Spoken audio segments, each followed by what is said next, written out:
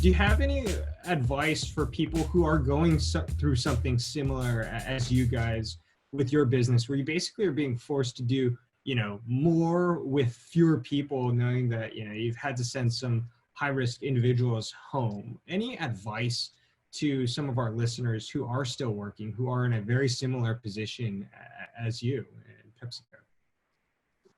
I guess I'd cover it from different areas. So as a people manager, I would say you've got to connect with your team.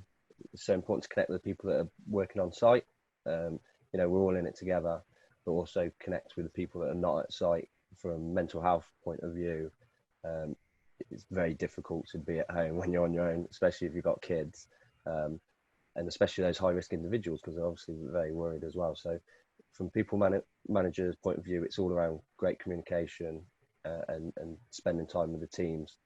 Don't batten the hatches down and go and hide in an office, because it's not good business. Then for the people that are on the shop floor, it's keep talking, raise what our team have done. We call it voice your opinion fearlessly. If people have issues or concerns, they could talk to anyone, right up to the plant manager. They can have that open conversation and say, I'm concerned about this, and they will be listened to, they will be valued, and we'll do something about it.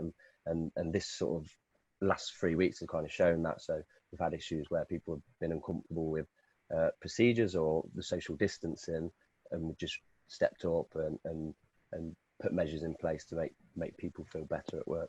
Very difficult, that social distancing one. That's the biggest challenge that we've had. Yeah, especially in a small plant, with a lot of people.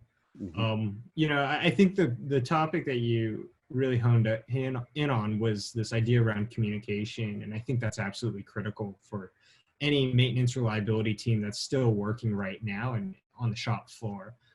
Communication is so key, especially when there's a lot of uncertainty right now. And like you mentioned, Ben, changes are happening so frequently, and the different rules, regulations, laws being passed are just happening at breakneck speed. So this communication factor is so important.